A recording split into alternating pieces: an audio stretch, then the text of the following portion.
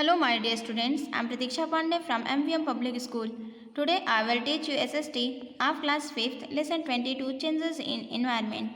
And students, I had already discussed with you some parts of this lesson. Okay, now I am going to teach you global warming, ozone hole, and acid rain. So, students, let's start our today's class. First topic: global warming. Human activities such as deforestation, burning of coal, petrol, and natural gases have increased the amount of greenhouse gases like carbon dioxide and methane in the atmosphere.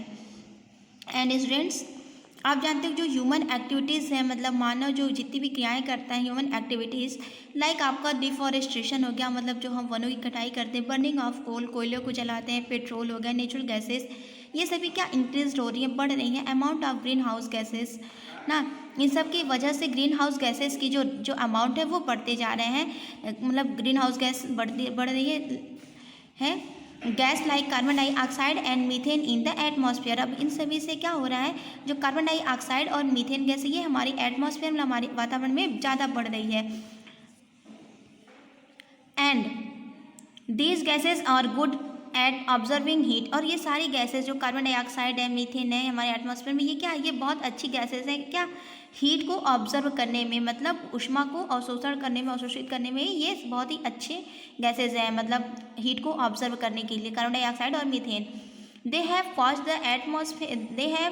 The atmosphere to become warmer, और इसके वजह से जब ये heat observe कर लेते हैं ये गैसेज, तो हमारी जो एटमॉस्फेयर का जो टेम्परेचर है, तापमान है, वो क्या हो रहा है, वो बढ़ते जा रहा है, मतलब हमारा जो एटमॉस्फेयर वो ज़्यादा गर्म हो रहा है क्योंकि हीट ऑब्जर्व किए हुए हैं। The average temperature of the earth has Ryzen by almost 0.6 degree centigrade, 1 degree या फिर आप कह सकते हो 1 degree Fahrenheit in the last 100 years. और अर्थ का जो एवरेज टेम्परेचर है वो लगभग 6 देखा जा रहा है कि 100 ईयर्स में लगभग 0.6 डिग्री सेल्सियस या फिर 1 डिग्री फ़ारेनहाइट ये क्या है, बढ़ता जा रहा है। An increase in the average temperature of the earth due to increase green house effect is called global warming. और यही जो एवरेज बढ़ रहा है ना ग्रीन हाउस गैसेस का, मतलब जो अर्थ टेम्परेचर बढ़ रहा है, ग्रीन हाउस गैस बढ़ रही है, इन्हीं सब की वजह से earth due to increase green house effect, इसकी वजह से जो हमारी अर्थ है पृथ्वी पे ग्रीन हाउस इफेक्ट जो है वो ज़्यादा बढ़ता जा रहा है। और इसी ग्रीन हाउस इफेक्ट, बढ़ते ग्रीन हाउस इफेक्ट को हम क्या कहते हैं, this is called global warming. The increase in green house gases is expected to rise the average temperature of the earth by 3.5 degree Celsius, या फिर आप कह सकते हो 6.3 degree Fahrenheit over the coming decades. और ग्रीन हाउस गैस की मात्रा जो है, अमाउंट इसकी जो बढ़ने की वजह से, जो इंक्रीज हो रहा है ग्रीन हाउस गैस, इसकी वजह से expected to raise the average temperature of the earth, मतलब जो अर्थ की जो टेम्परेचर है वो देखा जा रहा है कि लगभग 10 साल में, 10 दशक में क्या हो रहा है, 3.5 डिग्री सेल्सियस हमारी जो अर्थ का टेम्परेचर है वो बढ़ रहा है, वो ग्रीन हाउस गैसेस की बढ़ने की वजह से, क्योंकि ये हीट को ऑब्जर्व किए हुए हैं। The effects of global warming are, global warming के इफेक्ट क्या क्या है, मतलब उसके प्रभाव क्या है। It destroys crops and upset the natural life cycle of plants and animals. तो ग्लोबल वार्मिंग की वजह से जो क्रॉप्स है, मतलब फसल है, वो नष्ट हो रही है, and upset the natural life, और जो नेचुरल लाइफ है, मतलब प्राकृतिक जीव जो साइकिल है, लाइक आपका प्लांट्स हो गया, एनिमल्स हो गया, तो ये सभी चीज़ें ये भी अपसेट हो रही है, मतलब इसका भी जो बैलेंस है वो बिगड़ रहा है हमारे इन्वायरमेंट में।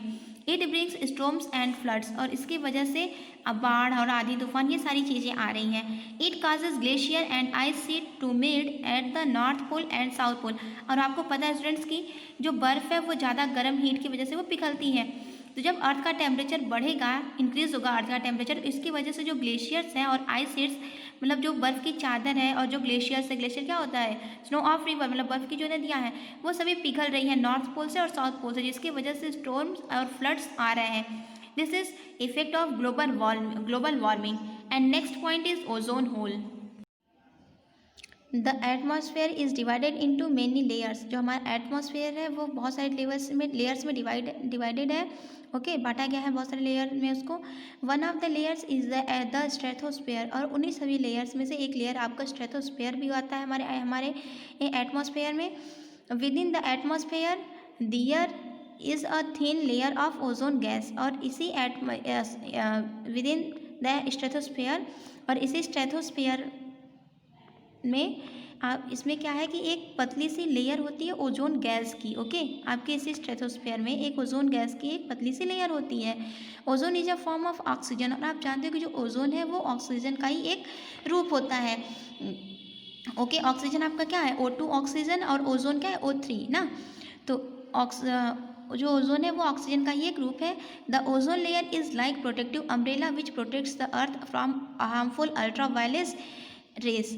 और जो ओजोन लेयर है वो एक प्रोटेक्टिव अम्ब्रेला, जैसे अम्ब्रेला होता है ना, वो रेन से हमारी सुरक्षा करता है, ऐसे ही एक सुरक्षा जो छाता अम्ब्रेला होता है हमारी सुरक्षा करने के लिए, वैसे ही ओजोन लेयर होती है, जो क्या करती है हमारी अर्थ को, जो सन से निकलती है अल्ट्रावायलेट रेज, उसी को शॉर्ट फॉर्म में यूवी रेज कहते हैं, उसको अर्थ तक आने से रोकती है, क्योंकि वो अर्थ के लिए हार्मफुल होगा, इसलिए ओजोन लेयर उसको रोकती है। इसलिए हमें क्या कहते हैं कि ओजोन लेयर एक प्रोटेक्टिव अम्ब्रेला की तरह काम करती है। In 1918 century scientists discovered a hole in a ozone layer, और 1980 सेंचुरी में साइंटिस्ट वैज्ञानिक लोग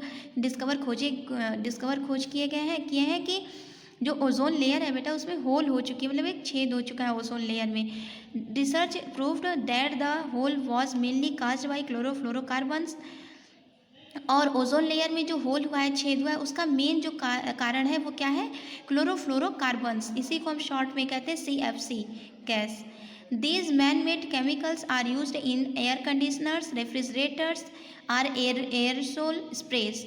और ये जो क्लोरोफ्लोरोकार्बन्स है वो निकलता कहाँ से है, तो जो मैन मेड केमिकल्स होते हैं ना उसी से निकलता है। लाइक आपके जो कंडीशनर्स, मतलब आपके जो फ्रिज में और AC में और जो एयरसोल स्प्रे में हम यूज़ करते हैं मैन मेड केमिकल्स, उन्हीं के थ्रू निकलता है CFC क्लोरोफ्लोरोकार्बन्स, जो हमारे जो बहुत ओजोन लेयर में होल कर रहा है जिसकी वजह से, और ये बहुत ज़्यादा हार्मफुल होगा। CFC can eat away the ozone layer, और इसी जो CFC है क्लोरोफ्लोरोकार्बन्स, ये क्या करिए ओजोन लेयर को खा रही है, इट मीन्स इसमें छेद हो रहा है।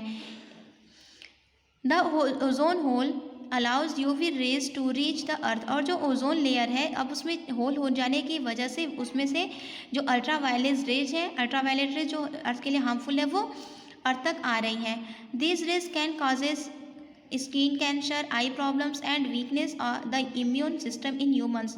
और इसी अल्ट्रावायलेट रेज की वजह से जब ओजोन लेयर में होल हो गया तो UV रेज जो डायरेक्ट अर्थ पे आ रही है, इसकी वजह से बहुत सारे प्रॉब्लम्स क्रिएट हो रहे हैं। लाइक आपका स्किन कैंसर, मतलब जो स्किन में कैंसर होता है वो, आइज प्रॉब्लम मतलब आँख में की समस्या, weaken the immune system in humans, और weaken the immune system in humans, मतलब जो मानव में जो इम्यून सिस्टम है, मतलब प्रतिरक्षा जो हम जो कीटाणुओं से लड़ने की हमारे अंदर जो इम्यूनिटी है वो कम हो रही है। This raise can also harm plants and animals, और ये जो रेज है ये प्लांट्स मतलब पौधे और जानवरों के लिए भी हार्मफुल हो रही है।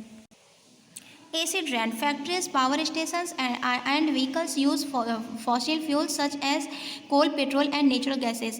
और जो फैक्ट्री है, पावर स्टेशंस और जो व्हीकल्स मतलब वाहनों से निकलने वाला जो फ्यूल्स है, और कोयला, पेट्रोल, नेचुरल गैसेस, ये सभी the burning of this fuels produce like gases like sulphur dioxide and nitrogen oxide.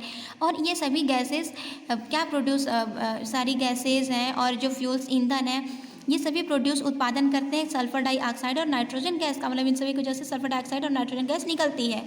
When sulphur dioxide and nitrogen oxide mixed with oxygen and water vapour in the air they turn into sulphuric acid and nitric acid.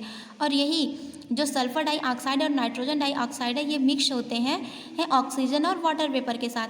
तो ये मिलने के oxygen और water vapour के साथ मिलने के बाद ये सल्फ्यूरिक एसिड और नाइट्रिक एसिड में कन्वर्ट हो जाते हैं। These acid then fall in the form of snow and our air। और ये क्या होते हैं, भाप बन के ऊपर चले, वाटर वेपर होता है, भाप बन के ऊपर चले जाते हैं, और इसी एसिड से जब बारिश होती है तो ये फिर से हमारी अर्थ पे आते हैं, बारिश या फिर फुहारे स्नो के फॉर्म में। Acid rain is harmful, it causes lung disease in humans. और एसिड रेन जो है वो हमारे लिए बहुत ज़्यादा हार्मफुल होती है, इसकी वजह से लंग डिजीज मतलब फेफड़े में रोग हो रहे हैं, एंड इट किल्स प्लांट्स। और इसकी एसिड रेन की वजह से प्लांट्स में डिस्ट्रॉय हो जाते हैं, मर जाते हैं। It kills animals living in lake and reverse. और एसिड रेन आपको पता है कि जब बारिश होती है तो बारिश का पानी कहाँ, वो लेक्स या रिवर्स में ही जाता है, तो इसकी वजह से लेक और रिवर्स में जो रहने वाले एनिमल्स हैं वो भी मर जाते हैं। It destroys bridge, buildings and cords statutes, ठीक है, स्टेट्यूट्स। और इसकी वजह से जो ब्रिज हैं, बिल्डिंग्स हैं और कॉर्डर्स हैं, ये सभी क्या हो रहे हैं, नष्ट हो रहे हैं।